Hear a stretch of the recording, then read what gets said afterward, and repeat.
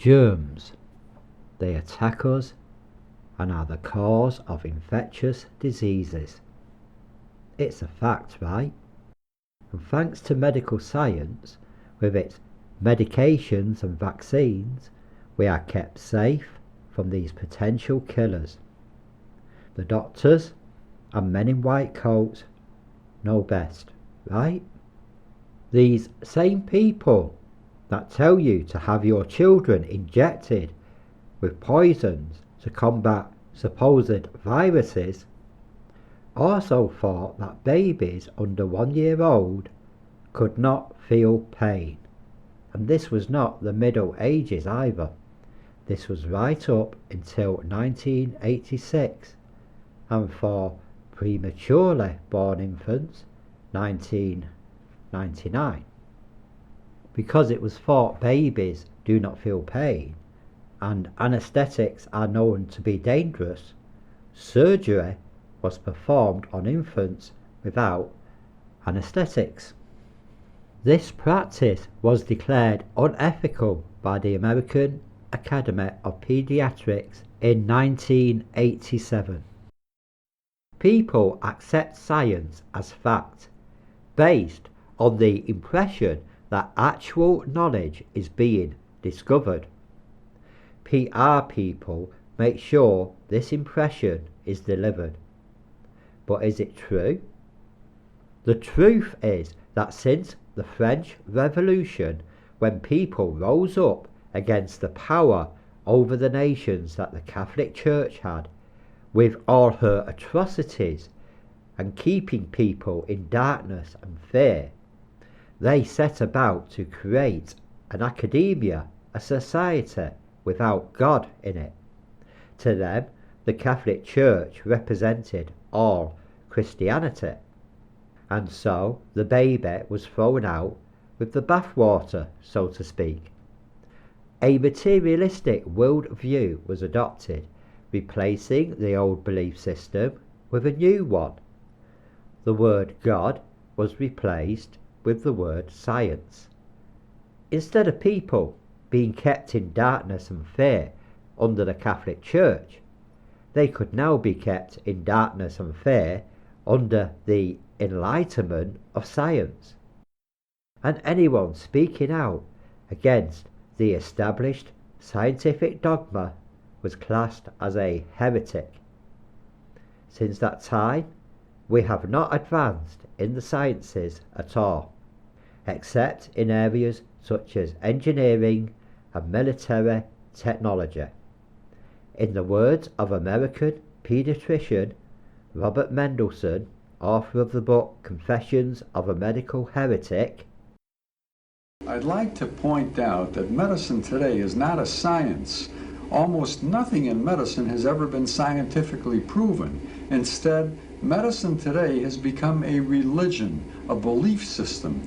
The doctor is the high priest of that system, and he's a very powerful priest, because who else can tell you to take off your clothes and you'll usually do it?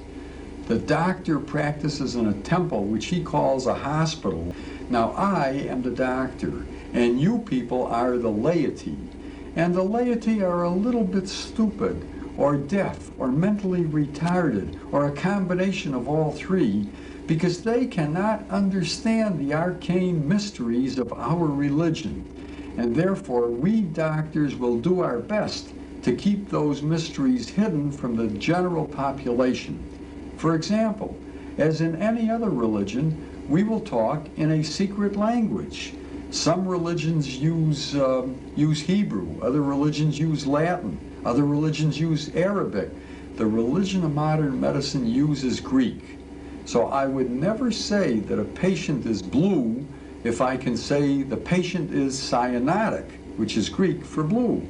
I would never say the patient picked up an infection in the hospital if I could say the patient developed a nosocomial infection, Greek for he picked it up in the hospital. I would never say that I don't know the cause of a disease. Instead, I would say this is an idiopathic disease, Greek for I don't know the cause of the disease. And certainly I would never say that a doctor caused the disease. Instead I say this is an iatrogenic, Greek for doctor-produced disease. We have all heard the mantra safe and effective when drug cartels want to push their toxic products. This mantra was used for the drug thalidomide, which was a sedative and went to market in 1957.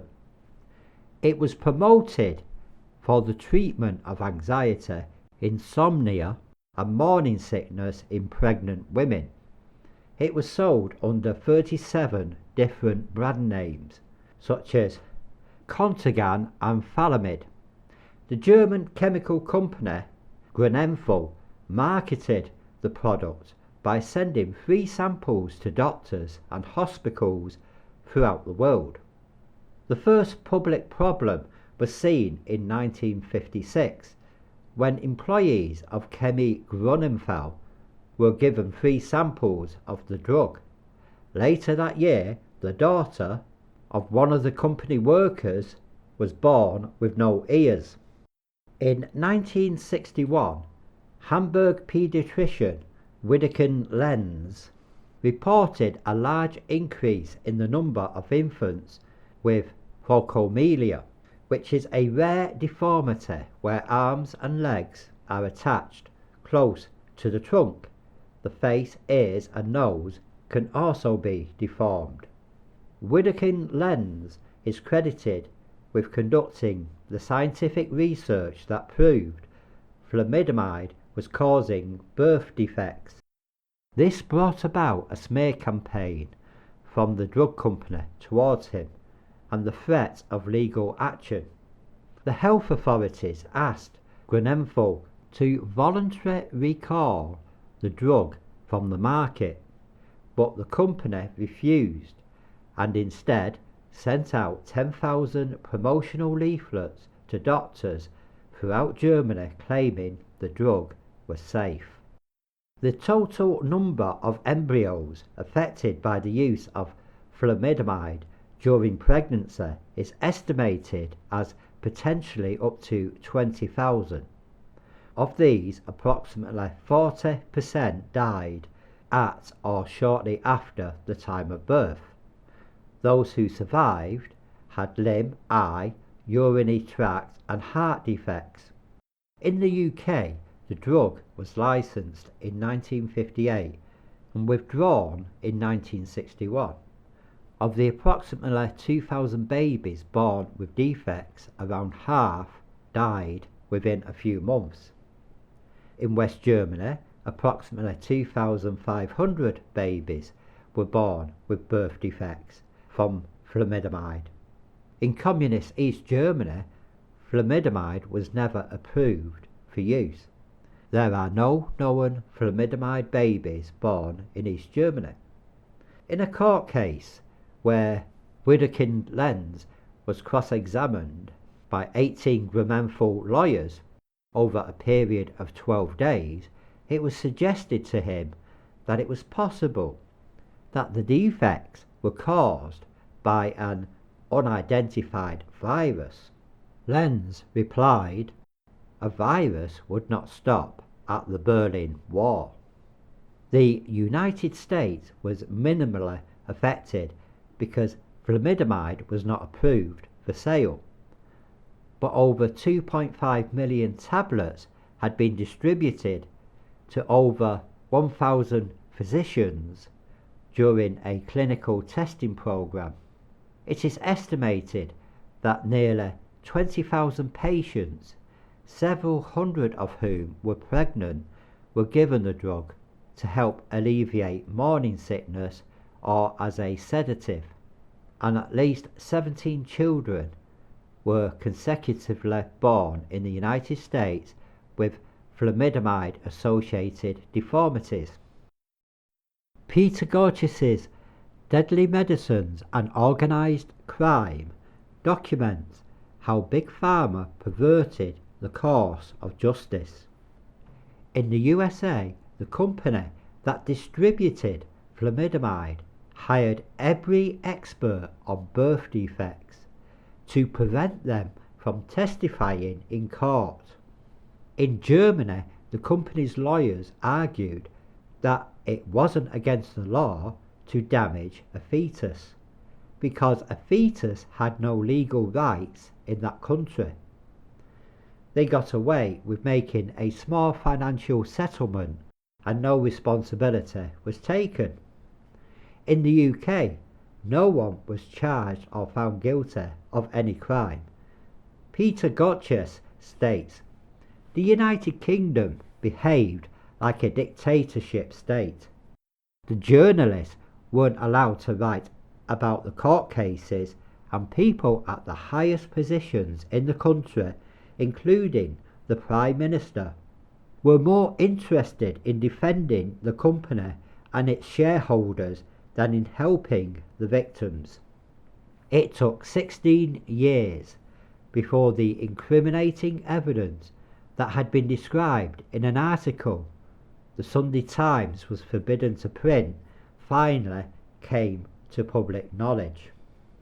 Why was thalidomide so recklessly given to pregnant women?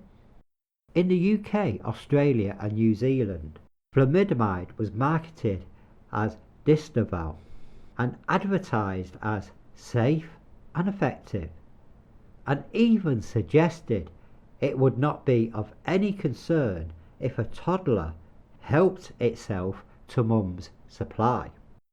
They even used fear to market it, highlighting barbiturate deaths and how much safer it was to take thalidomide instead.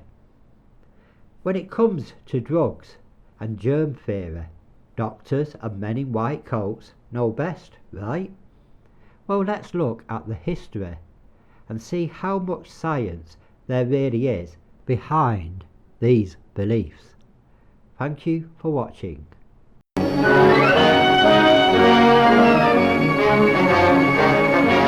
With the possibility of a serious infantile paralysis epidemic, health authorities of the city of San Antonio, Texas, attacked the germ carriers throughout the city.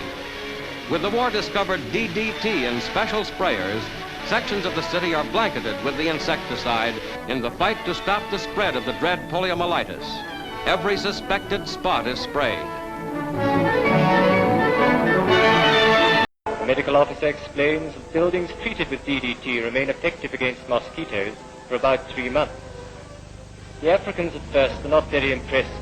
Some are afraid that the DDT will poison them, while others suspect some sort of witchcraft.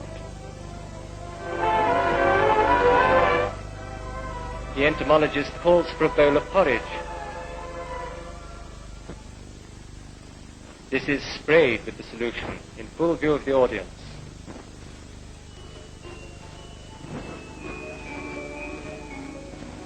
He now eats several spoonfuls of the mixture to show that the contaminated food is harmless. Even this fails to convince the audience.